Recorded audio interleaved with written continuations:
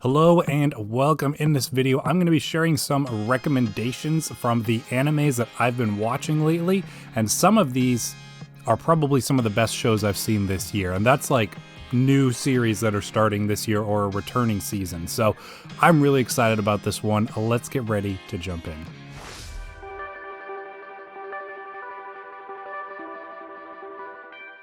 So anime is something I've been really getting into over the past year or so, especially the past 6 months. I've just gotten more and more immersed inside of anime in general, between movies and TV shows. And one of the ones that I finally had a chance to go back and finish catching up on was the series Demon Slayer. Now, I started Demon Slayer back when it started, and I watched through season 1, but I didn't continue beyond that. Actually, I didn't even finish season 1. I found Zenitsu's character's dub voice incredibly annoying, and I couldn't take it anymore. So I took a break, and I'd originally intended to go back and watch the subtitled version of the show. But upon talking about it with a friend, I decided I'm just going to give the dub another chance. Maybe it'll hit me a little different. So went back in. The voice is still annoying, but it's not quite as annoying, and he's not as prominent as a speaking role as he was in season 1. So I tolerate him. But for the rest of the show, I think it's really, really good. Obviously, the strongest asset that this show has is the animation style. I think the fight sequences are incredible with the different moves and power sets that each of these characters, whether it's the heroes or the demons, have, is incredible, and it's very creative. The story is good. I did feel like upon catching up and watching the Swordsmith Village arc, because they did season 1, they did the Mugen Train movie, and then they did the Entertainment District arc, and now they just finished the Swordsmith Village. I did feel like some cracks are starting to show in the story. I think the story's starting to get a little repetitive. Not to the point that it's turned me off to the show. The characters are still interesting. It just feels like every season or arc is, we're going to a new area to fight this demon. We got to find the demon, and then we're going to spend half the season fighting the demon.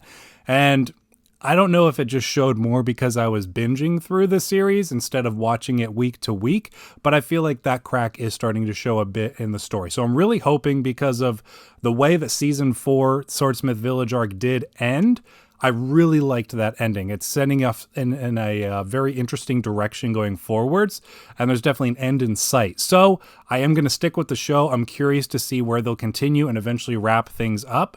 Nonetheless, I do have a few issues with it, so take that with what you will. Next, we have a new series called Hell's Paradise, and this is one that I had heard some really good things on when it was premiering. I did not watch it until it was done. It is only a 12-episode one season so far, seeing as it's new this year, and so it's a really quick, easy watch to get into.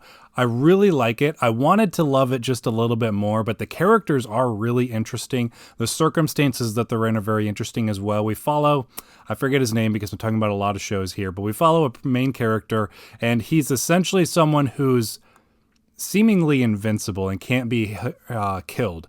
And so he is sent to this island along with a number of other criminals where anyone who has gone there has not returned in human form, I'll say, just to kind of keep anything under wraps spoiler-wise. And so he's sent there with a bunch of other criminals to find what is essentially the elixir of life for eternity. And so they arrive on this island, and they have a bunch of guards of sorts. I forget their name, but they're kind of like samurai guards who are there, and it is like a one-to-one tie-up. So they are basically seeking this together. And it kind of becomes this interesting dynamic of them having to work together in order to survive, because there is all of this really, really interesting stuff going on this island besides what they think when they first arrive. And so like I said, I don't want to spoil anything. If that sounds interesting to you, if you're into anything to do with like samurai, some fantasy, spiritual stuff, it's really interesting. I think the action sequences are really good. The characters are really interesting. So it's definitely one, like I said, I didn't love it, but I did really like it, and I'm interested and excited to see where it goes next. So I definitely recommend that one from from this year. That's Hell's Paradise. Next, really quickly, I did catch up on some more Ghibli movies. I talked about one of them, Kiki's Delivery Service, in a review, so I did watch that. If you want to have more of my in-depth thoughts on it, go ahead and check out that review back on my channel from a month or two ago. I absolutely loved that one. I already want to get that one in my collection, and it's probably one of my favorite Ghibli movies now. So I watched that, and I also watched The Wind Rises, which was a really interesting, different Ghibli movie. So I thought it was really good. I definitely want to give this one another watch to kind of take it in a little bit more, as I felt like this first watch was more of an experience, and then I want to take a more perceptive look at the movie upon a rewatch. So I do want to give this one another watch, but I do recommend it nonetheless, as much as I would any other Ghibli movie. Next, one of the series that inspired me to want to make this next update video. It is a new anime from this year, another 12 episode in and out, so really quick, easy watch. I was so obsessed with this show, I think I watched it in like 2 days, maybe 3 days. I kind of feel like I did the show a disservice because of how good it is for watching it that quickly. So I do want to go back and give this one a rewatch a little bit slower, seeing as it's such a short series. But that is My Happy Marriage. Now, based on that title, that probably doesn't sound like anything that would be up my alley. I'm not typically a romantic or drama kind of guy, unless it's in the right setting or with the right, directors, creators, that kind of thing. But this one just hooked me. So to an extent, a very small extent in the setup, it's kind of like Cinderella, but let me explain how so. In that there is a girl who lives with her father and stepmother and stepsister. Obviously, that sounds very familiar from the Cinderella story. And basically, she is set up in an arranged marriage with a very, very high-ranked military general for their country. And so she moves out of the house and is set up in an arranged marriage with him, and they plan to get married soon. And it is their relationship as they learn about one another. They have very, very different personalities. She is very soft-spoken and not very confident in herself. He is someone who has a reputation for being very cold and kind of heartless. And so it is about them getting to know each other and actually finding love in a relationship amongst themselves. There's a lot of other pieces at play here throughout this series, especially for a 12-episode show, but it is one that I loved from the first episode. The music is incredible for it. The opening and the closing songs are beautiful, and as well as the music throughout is very piano-centric and focused that I loved and appreciated that. And like I said, the characters are really cool, and there's even a bit of a fantasy element thrown into it too, with a magic system that certain people have access to within it. So there's a lot of different pieces to this that I really like, and I like how it all came together. You got the romance, you got the drama, you got a cool magic system, a good world, interesting characters. There's a lot to love about this one. So this is one of my highest recommendations from this video, and it will probably end up on my favorite TV shows of the year list at the end of this year. So that is My Happy Marriage. Next, I want to talk about SteinsGate. Now, I'm pretty sure I did not talk about SteinsGate in my last anime update video. Even if I did, I love this show so much, I'm going to talk about it again. So SteinsGate is a really, really incredible science fiction story. It is a time travel story. So basically, the lead characters, the group of characters that we follow throughout this story, they're working to build a time machine. Right off the bat, I'm going to tell you, this is probably the best execution of time travel I've ever seen in a movie or a TV show. I know that's a big statement, but I genuinely think that if it's not the best, it's easily one of the best implementations of time travel. I'll give you a little bit of a hint to it. So essentially, they create a way to send text messages or emails either forwards or backwards in time to themselves so that themselves can make a change and essentially, creates a new timeline type thing. And so they start playing around with some fun stuff in the beginning, then they do some other stuff, and then it gets to the point where they have to start undoing stuff. So like I said, it sounds really complicated, but it's one of the best implementations and executions of time travel I've ever seen. The way that it starts, the way that it rolls in, and the way that the stakes get incredibly high, and they have to change their entire outlook on this concept of time travel is brilliant. I absolutely loved it. I think I gave this show a 10 out of 10. I liked it in the beginning, and every episode I just fell more and more in love with it. In the beginning, you're like, this is fun. I like this. And then in the middle, you're like, okay, this makes things really interesting. And then by the end of the series, you're just flabbergasted. I was amazed at how well it was executed, not only from a story perspective, but the science behind it. I mean, obviously it's science fiction, but they really backed it up really well in a way that I really appreciated and absolutely loved. So another extremely high recommendation. This is, I think, a 10-year-old show at this point, but I watched it on Hulu, but I had also borrowed it from a friend of mine who had loaned it to me as a recommendation. So I was very happy that was a good recommendation, and I already want to add the show to my own collection. Next, you've heard me talk about this franchise multiple times on this channel, Roni Kenshin. So I've watched the original Roni Kenshin anime, I have watched all of the live action movies, and now this year they did an anime remake, and I was a little skeptical at first because I did really like the anime from back in the 90s, and I love the movies.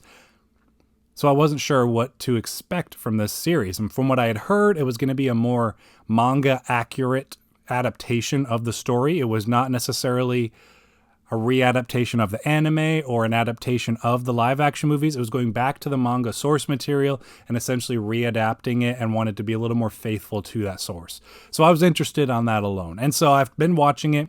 We're halfway or so through the first season right now, and I'm absolutely loving it. So I've been watching it subtitled. Usually I opt for dub, but I'm pretty familiar with this story, so I wanted to check out a subtitled version, and I've been really liking it. It's, you know, following the same story beats. In some ways, it feels like a remaster of the original anime, but I do appreciate some of the tweaks they've made along the way. The tone, I think, is a little bit more consistent overall. The action sequences are a little bit faster paced, and sometimes in the old anime, fights would last over multiple episodes and it'd feel not necessarily dragged out, but you know, when it's spread across multiple episodes, it's hard not to feel that way.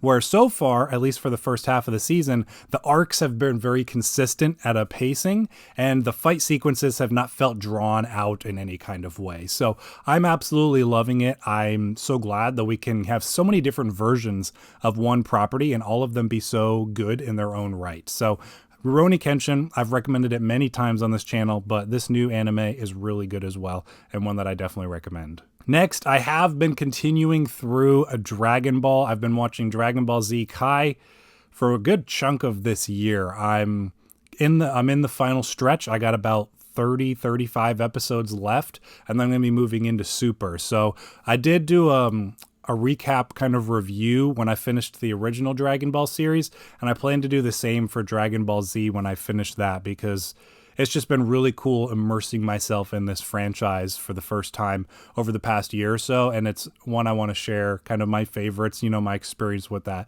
so far. So I won't say too much in this video about Dragon Ball besides the fact that I am still working through it. Got a little bit left of Z. I'll do a video and then we'll move into Super as well. Next, I've talked about Ancient Magus Bride on this channel before when I was watching Season 1.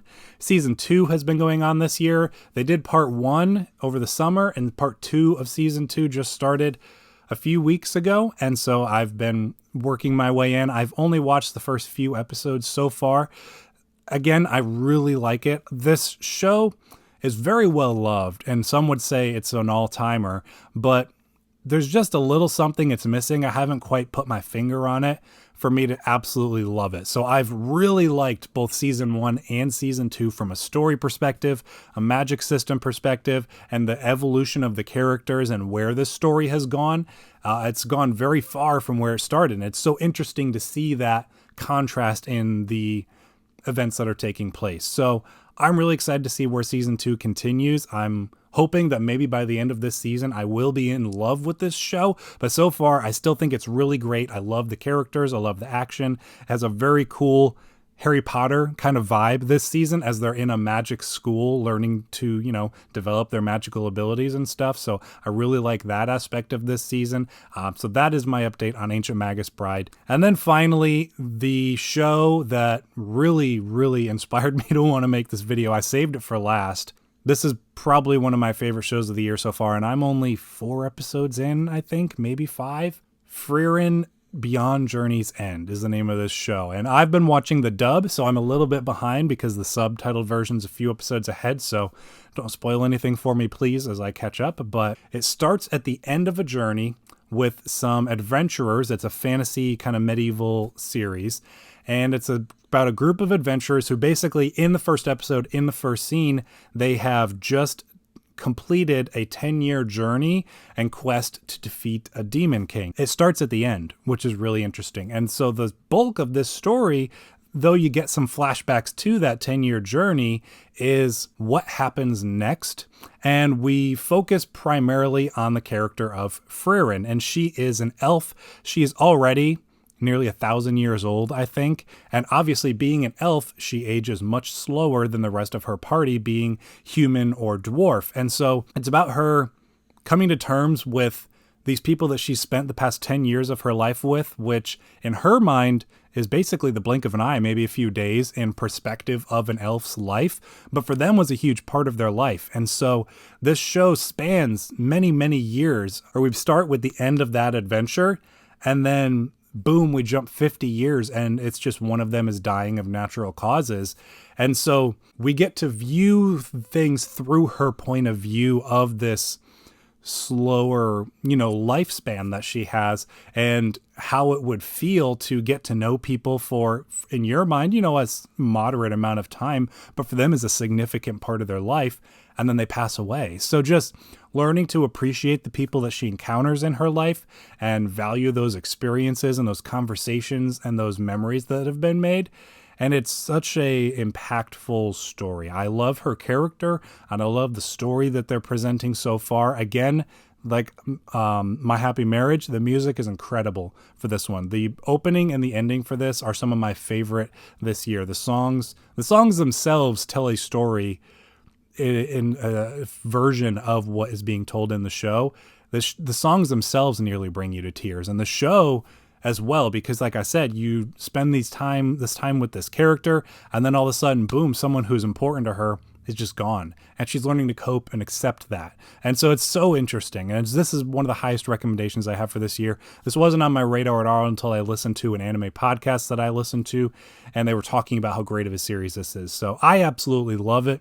I can't recommend this show enough, even though I'm only 4 episodes in. Hopefully it keeps up with the awesome quality that it has so far. So that wraps up my anime update of the past several months or so. Many recommendations from me, specifically My Happy Marriage and Frieren. I can't recommend those enough as new shows from this year. And then, like I said, as we wrap up some of these, I'll continue with maybe some specific reviews or discussions on individual shows, depending on how they are. And at the very least, look to seeing some of these at my end of the year favorite TV shows list. So I know this was a longer one, but I really wanted to share as many recommendations as I could from what I've been watching. Thank you for sticking around to the end. I will see you in the next video.